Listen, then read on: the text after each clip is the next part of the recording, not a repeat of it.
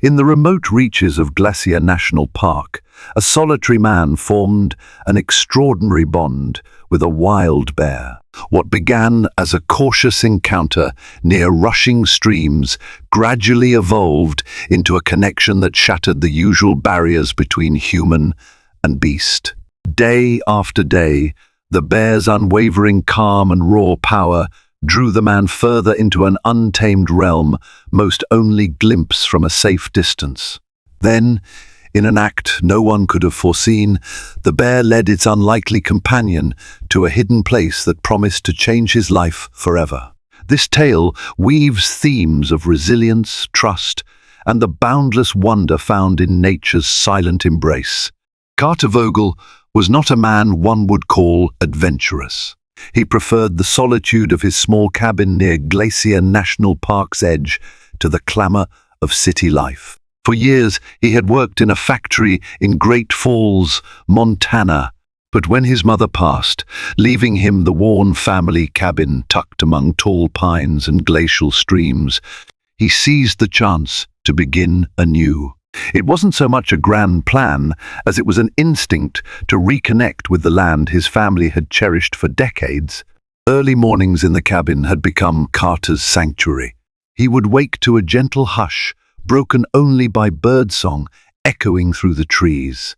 The first rays of sunlight would sweep across the dew-laden grass, painting everything in gold. An old Adirondack chair, faded blue and chipped around the edges, sat on his rickety front porch. From there, Carter watched the wilderness stretch before him like an ever-unfolding story. Although he embraced the quiet, Carter felt a longing he couldn't articulate. He had inherited his mother's journals, hundreds of pages scrawled with reflections on the park's trails, wildlife sightings, and the simple joys of living close to nature. It was clear she found deep meaning among these towering pines, but Carter struggled to touch the depth she seemed to reach. The forest, vast and untamed, stood as both comfort and enigma to him. Still, each day felt like a promise. He would trudge into the woods or walk along the edges of Lake McDonald, inhaling the crisp scent of pine and damp earth. Something in that grandeur, that untamed immensity, silently called to him. Little did he know that call would soon take shape and lead him toward a friendship no one could have predicted. Carter's first sighting of the bear was almost anticlimactic. One cool morning, he wandered deeper into the forest than usual, following a faint trail that wound around a steep outcrop of rock. Above, dawn splashed pink and orange across the sky. Below, the forest floor was a labyrinth of old roots and mossy stones that tested his every step. As he rounded a bend, Carter saw a hulking form off in the distance. The grizzly, or so it seemed, waded in a narrow stream, shoulders rippling with every step. Carter froze.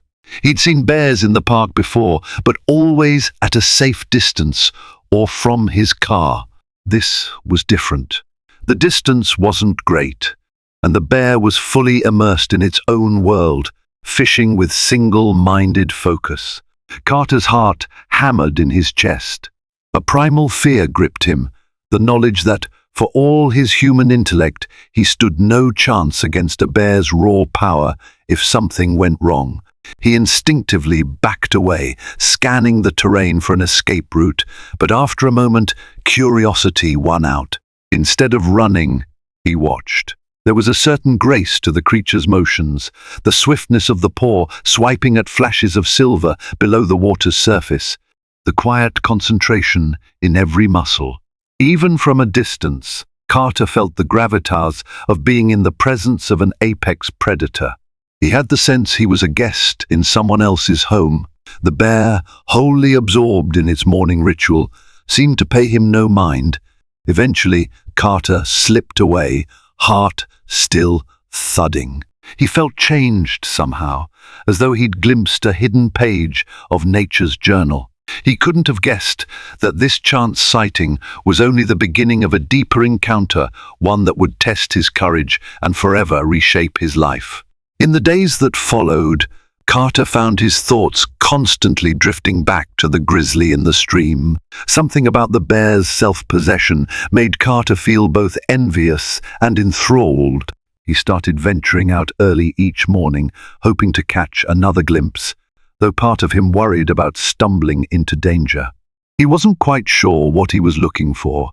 Perhaps he wanted a sense of wonder, a moment of clarity like the one his mother often described in her journals. Her writings spoke of a profound peace she felt in the presence of wild creatures, as if they revealed truths the modern world had long forgotten. Carter yearned for that sense of belonging, something bigger and more vital than the daily grind he'd left behind. On the third morning of his new routine, Carter heard a rustling in the undergrowth near the same stream where he'd first seen the bear. He crouched behind a squat pine, adrenaline surging. Sure enough, there was the grizzly again. This time, the bear wasn't fishing.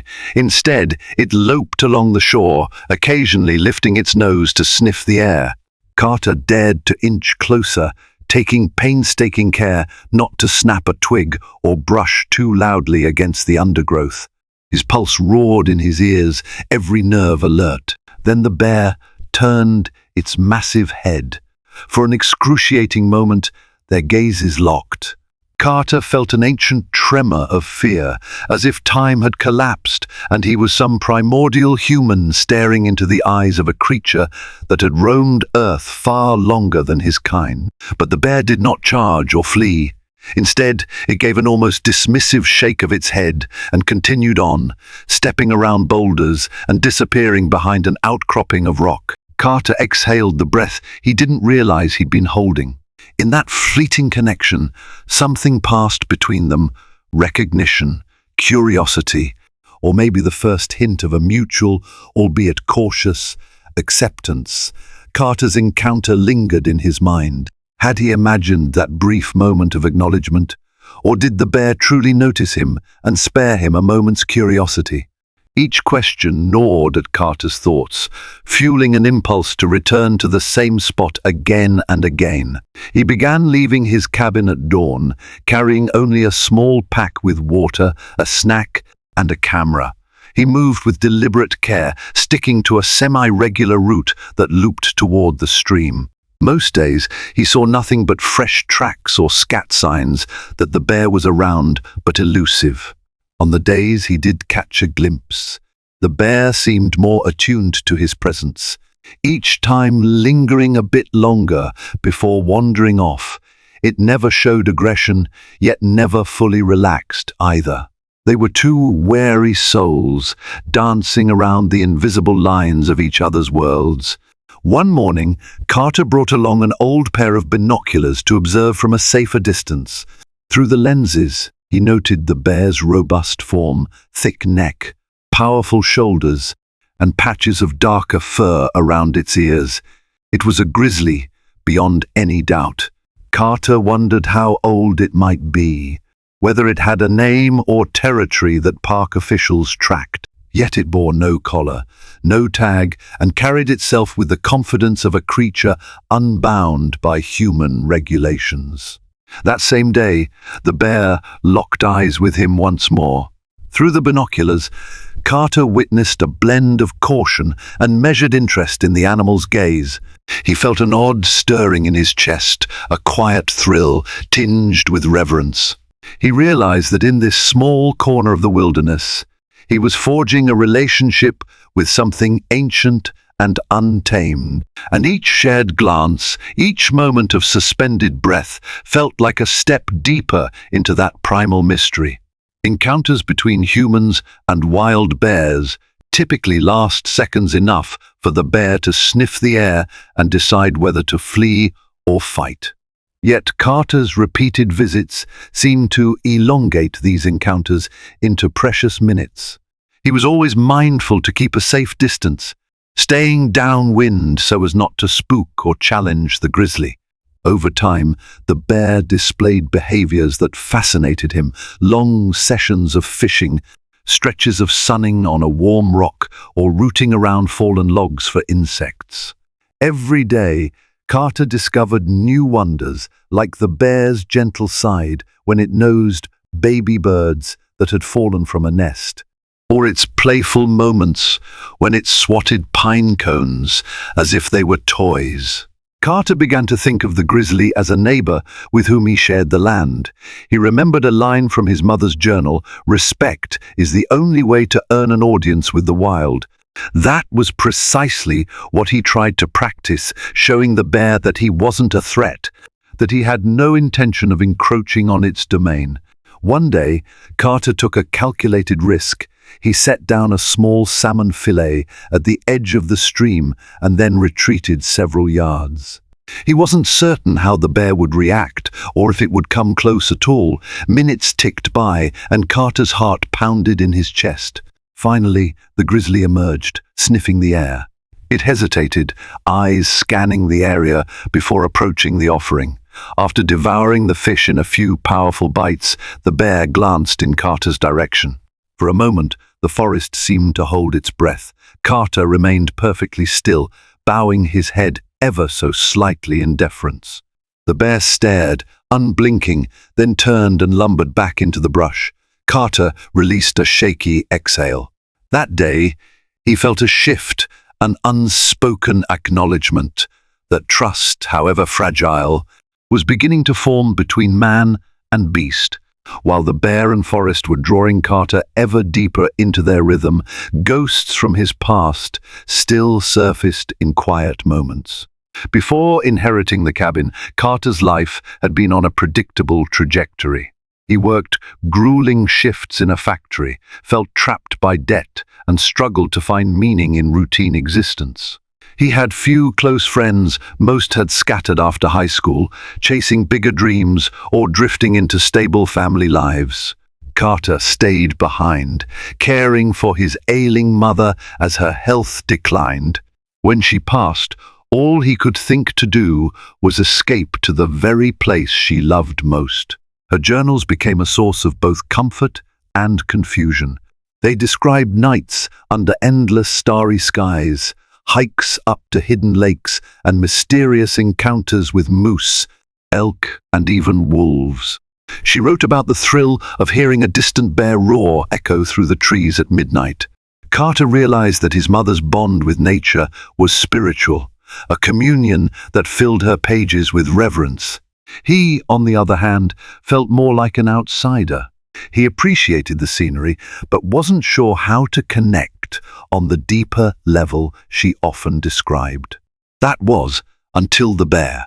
Carter began to suspect this grizzly was more than just another wild animal.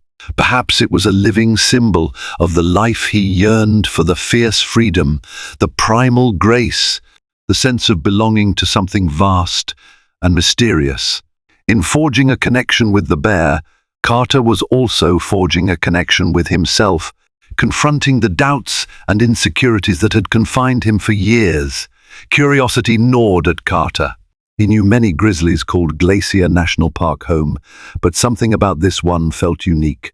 It roamed a territory that was neither too far from his cabin nor too close to heavily trafficked trails. Carter wondered if the bear was a loner by nature or circumstance. He would sometimes see it sporting fresh scratches, perhaps from territorial disputes with other males. Carter decided to learn all he could. He drove into the nearby town of West Glacier and visited the small ranger station, scanning through logs and bear sighting records. The rangers had catalogued sightings of a large male grizzly they called Old Timber, named after a massive scar along its shoulder that looked like a lightning-struck tree trunk. But Carter wasn't sure if that was his bear. The rangers suggested that without tags or up-close identification, it was difficult to confirm. Still, the more Carter studied, the more respect he gained for the creature's resilience. Grizzlies survived a gauntlet of threats, harsh winters, diminishing habitat, occasional conflicts with humans. Those that lived to adulthood were battle-tested, carrying scars of survival etched in their fur. Carter realized that the bear he was slowly befriending might carry a lifetime of stories in each mark upon its hide. And yet, Despite all that, it continued to live with a sense of unshakable confidence in its own domain. He felt a twinge of guilt, too, knowing that a bond with a wild animal could be perilous if mismanaged. Tamed bears, unintentionally habituated to humans, often ended in tragic conflicts. Carter vowed to be careful, to remain at a respectful distance, and to remember that the bear was not a pet or a novelty. It was a king of the forest, and his role was that of a humble observer, privileged to witness a part of its life. The day came when Carter's cautious dance with the bear evolved into a genuine meeting. It was early autumn, crisp air-tinted leaves golden and red. Carter followed his usual route toward the stream, a morning sun lighting the forest with gentle warmth. He froze as soon as he arrived. The bear stood on the opposite bank, not fishing or foraging, but looking directly at him. Adrenaline surged, reminding Carter of his vulnerability. Yet, this time, instead of turning away, the bear seemed to wait. Carter advanced slowly, each step deliberate, until he stood at a respectful distance across the narrow water. A swirl of emotions gripped him: fear, awe, anticipation. The bear flicked its ears, nose lifting to catch Carter's scent. For a moment, Carter feared the encounter might turn dangerous. Every nature pamphlet warned, never let a bear feel cornered or threatened. He carefully lowered himself to a crouch, eyes cast down to avoid appearing confrontational. His heart thundered, time stretching into an almost dreamlike pause. The bear let out a single huff, then ambled forward, crossing the stream in 3 easy strides. Carter tensed, but the bear merely circled him, sniffing at the air. It was over in less than a minute. The bear meandered back to the water's edge, settling on its haunches as though to rest. Carter remained transfixed, breathing shallowly. In that fleeting encounter, an unspoken rapport had formed. Man and bear, separated by the gulf of species and instinct, had acknowledged each other more intimately than ever before. When Carter finally stood, his legs felt shaky. His chest brimmed with an emotion he couldn't name, part exaltation, part humility. He realized that nothing in his life had prepared him for a moment like this. A gift had been granted. For one shimmering span of seconds, a wild grizzly had allowed him into its space. Carter left the forest that day, feeling as if he'd just brushed against a sacred mystery. The next few weeks blended into a tapestry of quiet discovery. Carter continued his daily treks, treading carefully through Glacier National Park's ancient trails. The park itself was a marvel: mountains, capped with snow, even as summer lingered, valleys where glaciers once carved deep trenches, and meadows bursting with lupine and beargrass. At times, the vistas took his breath away, Lake McDonald shimmering under the sun, going to the Sun Road, snaking around colossal peaks and hidden waterfalls that roared with melting snowmelt. Being so close to such grandeur reminded Carter of how small he was in the grand scheme of things.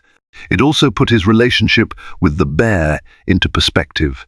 Human encounters with grizzlies in Glacier National Park often came with strict guidelines: keep your distance, store food properly, make noise on the trails.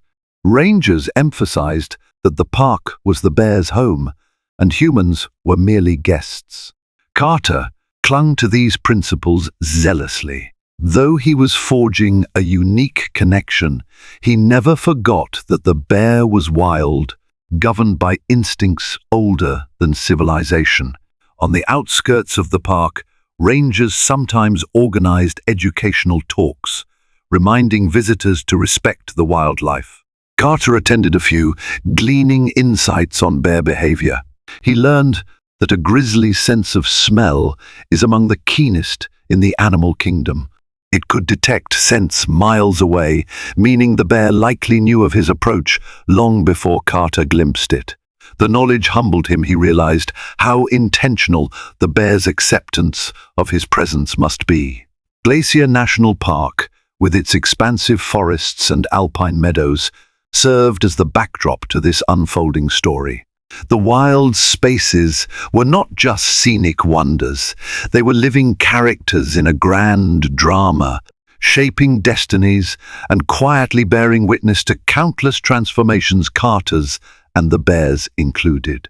As autumn deepened, Carter noticed changes in the bear's routine. The grizzly spent more time foraging, preparing for the colder months. Berries became an obsession. The bear would strip bushes bare in minutes.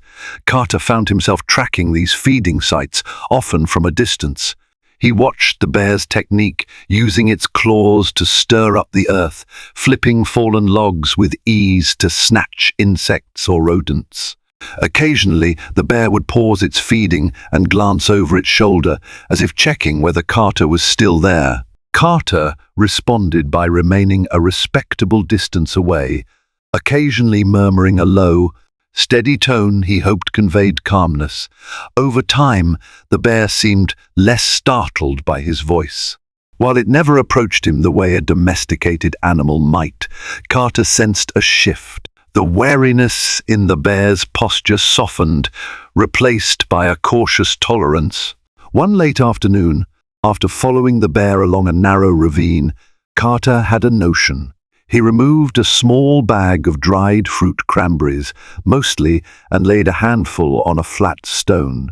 Then he backed away, letting the crisp wind carry any potential scent to the bear.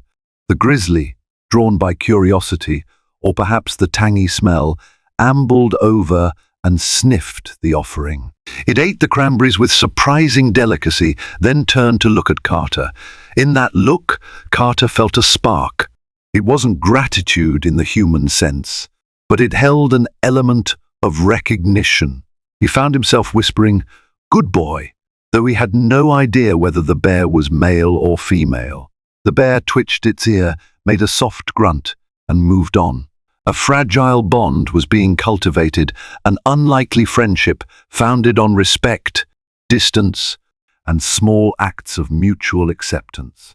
Nature, however, is never wholly placid. Early one morning, Carter set out for his usual hike, only to be met by a sudden shift in weather. Clouds rolled in, dark and ominous, and the wind whipped through the pines with an eerie shriek. He debated turning back, but an inexplicable urgency pushed him on, as if he felt compelled to keep his silent appointment with the bear. By the time he reached the stream, rain was lashing down. The water had swollen, turning the once gentle current into a roiling force. Carter called out softly, an odd habit he'd developed to announce his presence, yet he heard no sign of the bear. He waited under a leaning cedar tree for shelter, scanning the trees for any movement. Nothing. The storm's fury intensified, lightning streaking across the sky, thunder reverberating through the forest floor. Carter decided it was time to leave. As he made his way back, his foot slipped on a wet root. He tumbled down a short embankment into a gulch. Mud and rain slicked every surface, making it impossible for him to regain solid footing. Pain flared up his ankle, sprained, or, worse, broken. He tried to stand but collapsed under the weight of his drenched clothes.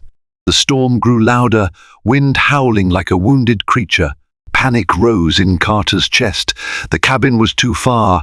He had no radio, no cell signal. Stranded, injured, cold, his situation was dire. He shouted, though in that raging storm it felt useless. The rain pounded relentlessly, soaking him to the bone. Fear gnawed at him. Would anyone find me here? Would I become just another statistic? Another hiker lost in the wilderness? In the swirling chaos of wind and water, Carter caught a glimpse of movement at the edge of his vision. His heart leapt. A dark, hulking shape materialized through the sheets of rain. It was the bear. Even in his disoriented state, Carter felt a surge of relief tempered by a jolt of fear. A fully grown grizzly in a frantic storm was hardly a guarantee of safety. Yet the bear did not charge. Instead, it lumbered closer, head down, sniffing at the air. Carter attempted to speak, but the wind snatched his words. He was trembling with cold, pain, and adrenaline. The bear stood just a few yards away, water dripping from its fur in rivulets. Carter couldn't interpret its posture, whether it was alarmed or simply trying to understand the strange figure huddled in the gulch. Gritting his teeth, Carter tried to crawl out of the muddy trap. His ankle flared in agony, sending a wave of nausea through him. He feared passing out. The rain was unrelenting, each drop feeling like a tiny bullet. Then the bear did something wholly unexpected. It circled behind Carter's position, stepping carefully along the slippery bank. Its massive body displaced enough mud and debris to create a shallow slope. Carter realized that by pressing against the incline, the bear was making almost like a living blockade. He might be able to climb out. Summoning every ounce of willpower, he used the bear's presence to steady himself, inching upward. The process was painfully slow, and Carter's limbs felt like lead. The bear didn't move away, though it huffed once or twice, indicating some level of agitation. Finally, Carter managed to scramble onto firmer ground, collapsing in exhaustion. When he looked up, the bear was standing a short distance away, regarding him with what Carter could only describe as an uncanny calmness. Lightning illuminated the forest, revealing two silhouettes, man and beast, locked in a moment of strange mutual aid. Carter realized he owed his life to this animal. Before he could gather himself to do anything more, the bear retreated into the tempest, merging with the sheets of rain until it disappeared entirely. By nightfall, the storm abated, and Carter limped home, soaked to the bone and shivering. Despite the intense pain, he couldn't stop replaying the day's events in his mind. It seemed unreal that a grizzly would assist him intentionally or not in escaping that gulch. Yet logic and instinct both insisted the bear had known exactly what it was doing. That night, Carter sat before the stone fireplace in his cabin, nursing his injured ankle, which he'd wrapped with a makeshift bandage. The firelight flickered across the walls, casting dancing shadows. Outside, the wind still howled, but with less fury. Each gust reminded him of the bear's hulking form in the storm. He tried to apply reason to what had happened. Perhaps the bear was just investigating the disturbance in its territory. Maybe it was searching for an escape route itself, and inadvertently created a path for him to climb. But in his heart, Carter sensed something else, an unspoken acknowledgement that their budding friendship had reached a new level. The bear, in that moment, had chosen not to abandon him. It had allowed Carter to use its body as a partial brace. Such a deliberate act of tolerance was astonishing. Flipping through his mother's journals that evening, Carter came across a passage. Sometimes, a connection forms beyond words, beyond fear. The forest chooses who to reveal its secrets to. He closed the book, tears stinging his eyes. Was the bear guiding him in ways he couldn't comprehend? Or had fate simply spun a rare thread that bound them together? No matter the answer, Carter knew he couldn't return to a life of indifference. The bear had awakened something vast within him, a desire to live in deeper harmony with the wild, and perhaps to find his own place in it, at last. Word of Carter's close call soon spread among the local community. While Carter didn't broadcast the full story, he mentioned to a ranger that the storm had nearly stranded him. When pressed about how he escaped, he gave a vague account of scrambling out on his own. He wasn't certain how the locals would react to the idea of a man befriending a wild grizzly. Small towns thrive on gossip, and West Glacier was no different. Patrons at the local cafe whispered about Carter's near miss in the storm, speculating that he was lucky a bear hadn't found him in that condition. Others quietly remarked that Carter seemed to have an unusual calm around wildlife. A few hunters scoffed, suggesting he was reckless, that no one should be interacting with grizzlies without proper caution. Among the rangers, there was cautious respect for Carter. He seemed to handle himself responsibly in the wild, and he had yet to cause any known incidents. Still, park guidelines were clear. A fed bear becomes a dead bear, as the saying went. Habituating animals to humans often led to conflict. Carter understood this all too well, having pored over wildlife safety brochures. He wrestled with guilt, questioning if his occasional gifts of dried fruit or salmon scraps were unethical. Yet he couldn't deny the profound bond forming between him and the bear. He decided to keep his meetings mostly to himself. If the story got out, it could mean increased attention from tourists, photographers, or even poachers looking for a trophy. The bear, for all its might, was vulnerable in the face of human greed. Carter resolved to protect their fragile friendship as best he could, uncertain of how it might evolve, but determined not to see it shattered by outside interference. As Carter's ankle healed, he devoted more time to introspection. The storm had not only tested his resolve, it also laid bare the fragility of life. He realized how swiftly everything could end and how essential it was to live with purpose. One afternoon, he rummaged through old boxes in the cabin, searching for anything that might shed light on his mother's connection to Glacier National Park. Amid faded photos, he discovered a letter addressed to her from a conservation group, the Greater Glacier Preservation Society. The letter thanked her for donations and volunteer work aimed at protecting bear habitats. Carter's mother, it seemed, had been actively involved in ensuring that the wilderness thrived for generations to come. A pang of regret gripped him. He'd spent so many years distant from his mother's passions, too absorbed in his own uncertainties to appreciate the scope of her life. Now, standing on the threshold of a deeper bond with nature, he felt a sudden kinship with her. They had both discovered something sacred in these forests, she through activism, and he through an improbable friendship with a grizzly. Carter realized he wanted to honor her legacy, not just by living in the cabin, but by contributing to the park's well-being. Perhaps he could volunteer, donate, or share his experiences with rangers in a constructive way. For the first time in years, he felt a clear sense of direction. His mother's journals, the bear's silent companionship, and his own brush with mortality all aligned to light a fire within him. He would work to preserve this land, to ensure bears like his grizzly friend could roam free, unthreatened by human expansion. With newfound determination, Carter reached out to the Greater Glacier Preservation Society.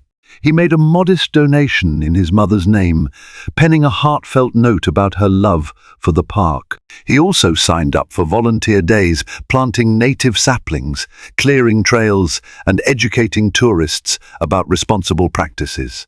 The work was physically demanding, but spiritually fulfilling. Each tree he planted felt like a tribute to the forest that had welcomed him. Still, the bear occupied his thoughts. He found himself scouring the park's terrain maps, trying to predict the bear's seasonal movement. As winter approached, grizzlies typically sought dens. Carter questioned whether their bond would fade once the bear went into hibernation. The prospect weighed on him, revealing how deeply he'd come to value the creature's presence.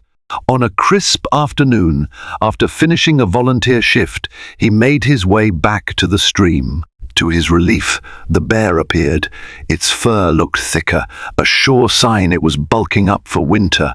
It took Carter a moment to notice a fresh wound on the bear's flank, likely from a confrontation with another animal or a near miss, with something man-made, perhaps a barbed wire fence. The gash was not bleeding profusely, but it looked raw and painful. Concern flared in Carter. Common sense told him not to interfere with a wounded grizzly. But the sight tugged at him, igniting an urge to help. Standing a safe distance away, he called out softly. The bear glanced at him, panting slightly, as though exhausted. Carter inched closer, heart pounding, trying not to spook the animal. He set down a small piece of salmon on a flat rock, hoping the extra calories might support its healing. The bear, eyes dull with fatigue, slowly moved to eat the fish. In that silent exchange, Carter realized helping the bear was not just an act of compassion, but also a testament to the new purpose he'd found to protect and cherish the wild in all its raw beauty. As if sensing Carter's concern, the bear did something unexpected. Instead of wandering off after eating, it turned and regarded him intently. Then it ambled deeper into the forest, pausing to look back, as though waiting for Carter to follow. Curiosity warred with caution. The sensible part of Carter's mind warned him not to trail a wounded grizzly into thick woods. Yet a deeper intuition, the same force that first drew him to the bear, propelled him forward. He followed at a measured distance, careful to avoid startling the animal. The bear led him across the stream, up a narrow ravine, and through a grove of towering cedars that blocked out the sinking afternoon light. The journey was physically taxing. Carter's ankle still twinged, and the uneven ground demanded constant vigilance. Meanwhile, the bear pressed on, surprisingly swift despite its injury. Its powerful form navigated fallen logs and underbrush with ease, occasionally pausing to ensure Carter was still in tow. Eventually, they came upon a secluded clearing. Moss-covered boulders lined the perimeter, and a trickle of a waterfall cascaded down one rocky wall, forming a small, crystal-clear pool. The bear approached the pool, lapped at the water, then settled onto its haunches as though resting. Carter stood at the clearing's edge, awe-struck by the hidden beauty before him. Why had the bear led him here? Was it seeking a place to convalesce, or was there something else in this secluded spot that needed Carter's attention? The ambience felt charged with possibility, each rustle of leaves whispering secrets of an ancient world. Carter could only guess that this was significant to the bear, maybe a chosen sanctuary, a quiet refuge from threats. As the golden light of sunset filtered through the treetops, Carter stood beside the pool, heart pounding with anticipation. He sensed that whatever happened next could alter his destiny, revealing a truth hidden beneath the layers of fear, wonder, and longing that had guided him thus far. At the edge of the clearing, Carter noticed a narrow footpath he might have missed, if not for the unusual arrangement of rocks marking its entrance. Intrigued, he took a few tentative steps. The bear, still resting, gave no sign of objection. Encouraged, Carter followed the path as it wound around the waterfall's rocky backdrop. What he discovered took his breath away: a shallow cave, tucked behind a curtain of vines and ferns. Water trickled down the cave's entrance, shimmering like liquid glass in the waning sunlight. Carter peered into the dim interior, the scent of damp earth and decaying foliage filling his nostrils. He stepped inside cautiously. The cave wasn't deep, perhaps 30 feet from entrance to back wall. Strewn about were remnants of what appeared to be old camping gear, rusted pots, a dented metal canteen, and even a tattered sleeping bag. A half-rotted wooden chest lay near the back, its lid askew to reveal papers and cloth scraps. Carter's mind raced. Who had stayed here?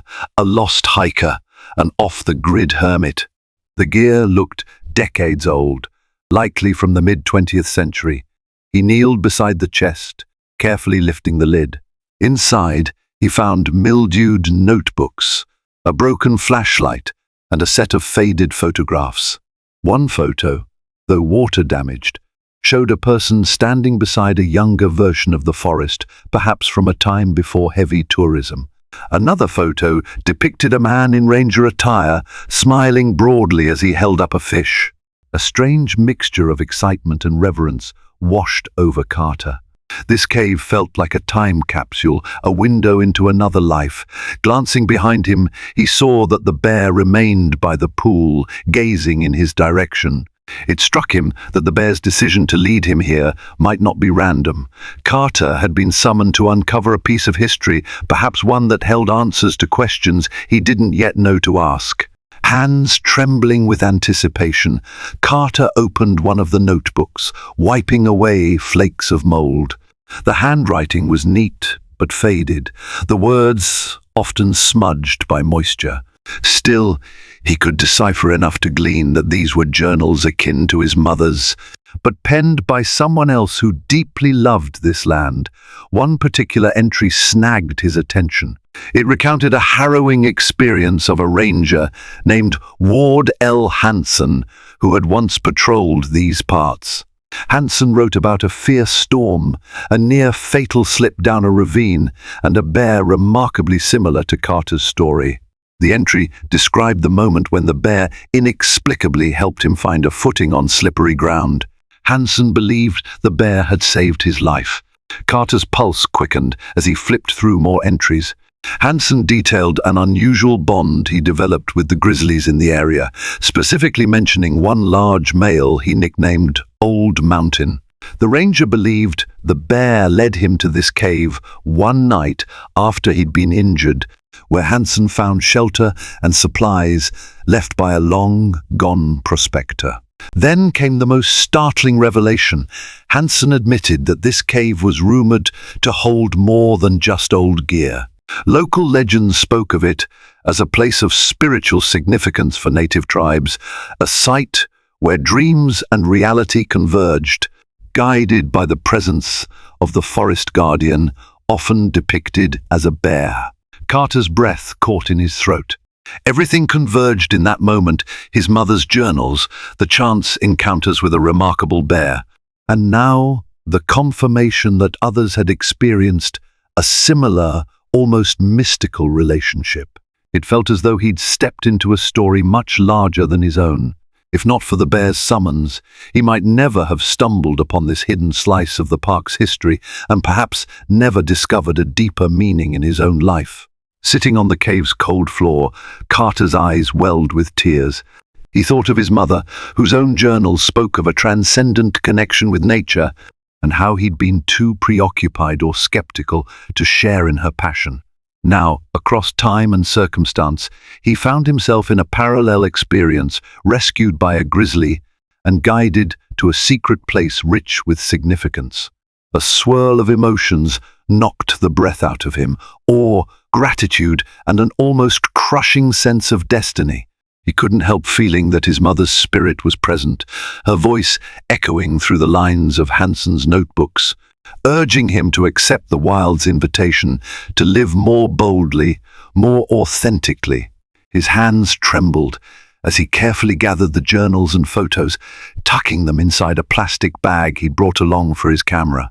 He wanted to study them in greater depth, perhaps share them with the park rangers who might piece together more of Hanson's story. This discovery was bigger than just him.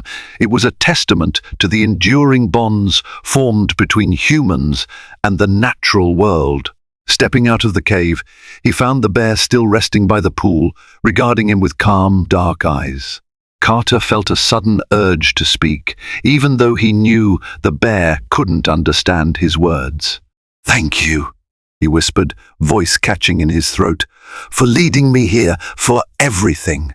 The bear rose slowly, shook off some water droplets, and ambled toward a stand of cedar trees. Darkness was descending, so Carter knew he needed to head back. As he and the bear parted ways, a deep warmth blossomed in his chest. He felt he was no longer just a wanderer in these woods. Somehow he belonged. That night, Carter barely slept. His mind churned with questions. Had the bear intentionally revealed the cave so he could discover Hanson's journals? Was there some cosmic design at play, or simply the unknowable patterns of nature aligning? In the morning, he contacted a park ranger he trusted, Angela Bishop, known for her extensive knowledge of Glacier's lesser-known history. Over a pot of coffee at the ranger station, Carter shared his discovery. He glossed over the specifics of how the bear led him, focusing on the old campsite and the notebooks. Angela's eyes lit up with scholarly excitement. "This could be an important historical find," she said, scanning a few pages. "Ward Hanson, he was a ranger here in the 1950s. Some of his trail reports are in our archives, but they're incomplete.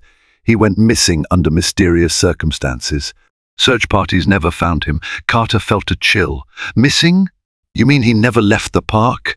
Angela shrugged. "No one knows. He disappeared off the radar."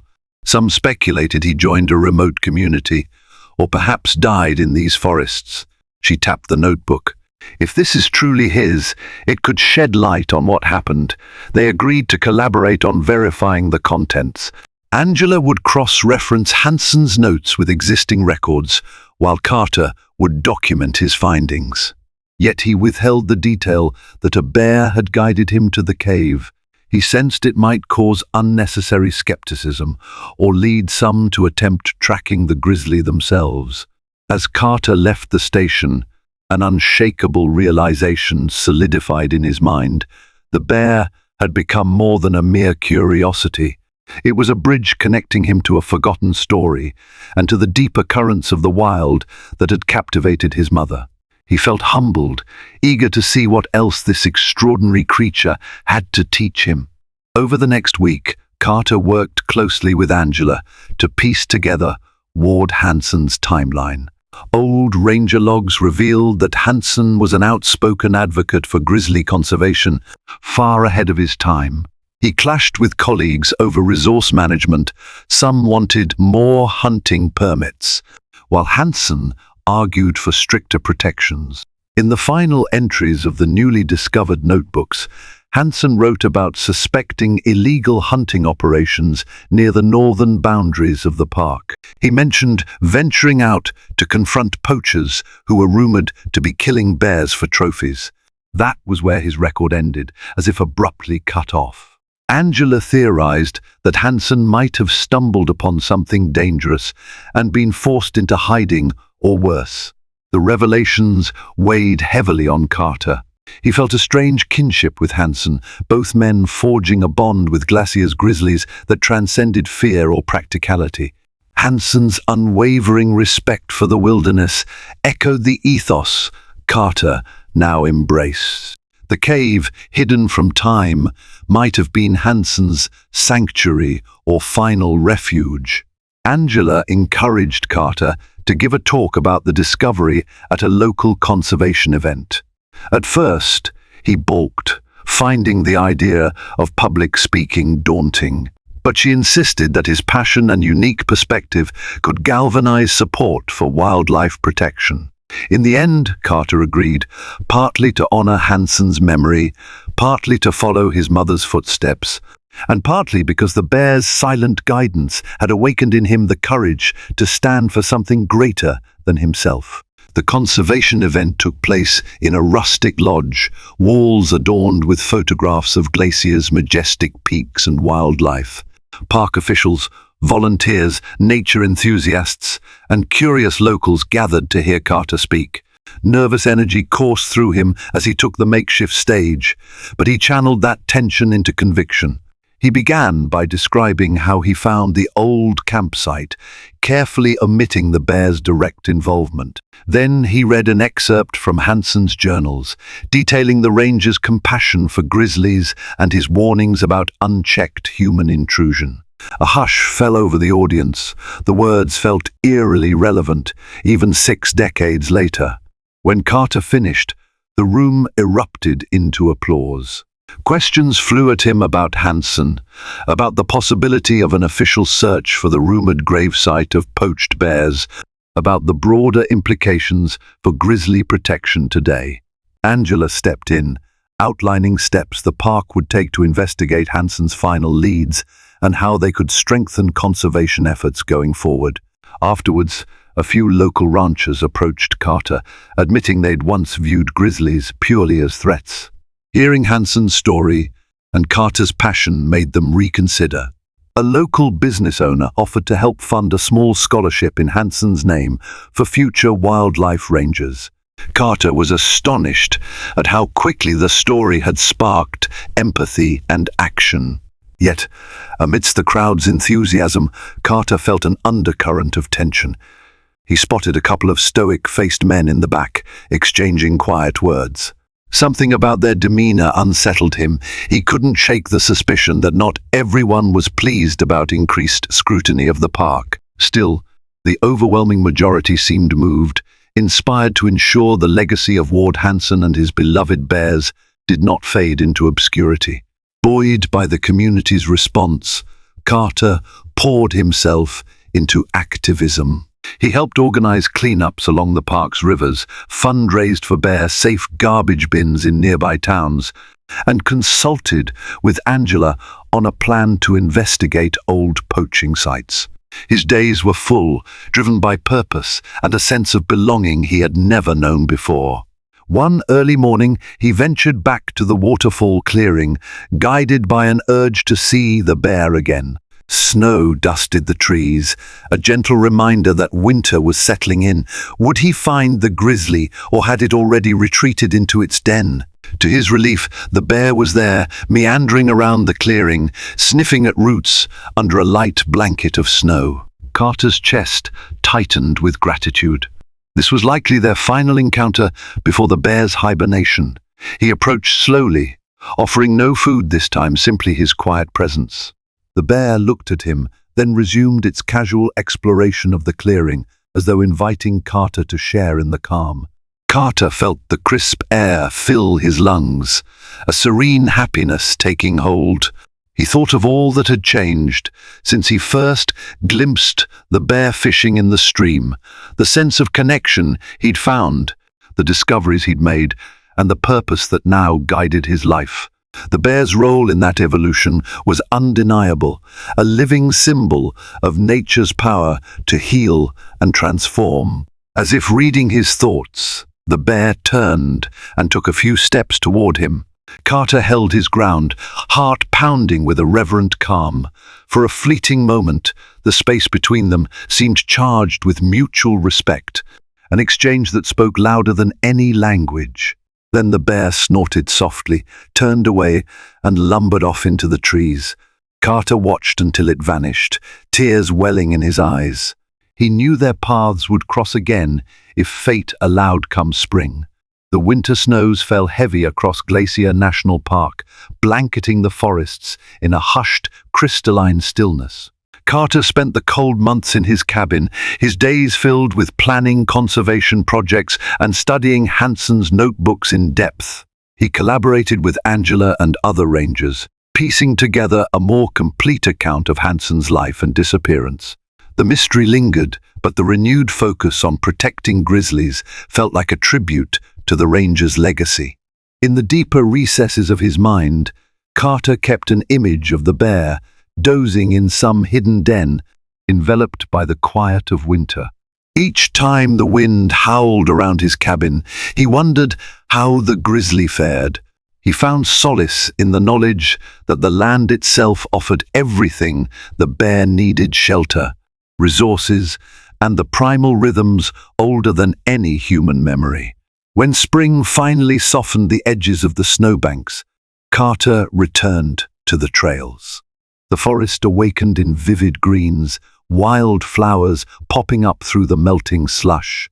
Life pulsed anew, filling him with anticipation. He ventured back to the stream, half expecting the bear to be there, though he knew it might roam far in search of fresh grazing. Days passed without a sighting, yet Carter refused to be discouraged. He recognized that friendships, especially those forged under extraordinary circumstances, were not always defined by constant presence. The bond he shared with the bear lived in his heart, a testament to the power of nature to shift a person's life path. Then, one clear morning, there it was, a familiar hulking shape near the old fishing spot. The bear lifted its head as though acknowledging Carter. For a long, timeless moment, they stood separated by the flowing water, yet united in an understanding that transcended fear or ownership. The circle was complete. Their connection had led Carter to a life-changing discovery, and in turn, he had dedicated himself to safeguarding the very land that sustained them both. In that silent exchange, Carter found the resolve to continue his work, to deepen his respect for the wilderness, and to remain open to the wonders the forest still held in store. He smiled, feeling the warmth of the sun and the quiet hum of life teeming around him. This was home, man and bear, each wild in their own way, bound by a mutual promise to coexist in harmony. Thank you for sharing in this remarkable journey of a man and a wild bear, a bond that transcended fear and doubt to spark a profound awakening.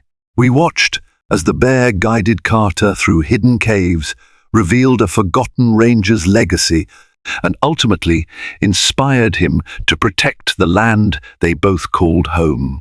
It's a powerful reminder that nature can be our greatest teacher if we only learn to listen. If this story moved you, please like this video, share it with friends, and subscribe to this channel for more tales of wonder and transformation. Your support helps spread messages of hope and respect for the natural world, encouraging all of us to look a little closer at the life stirring right outside our doors. Together, let's celebrate the magic that happens when we open our hearts to the wilderness and find in it our truest selves.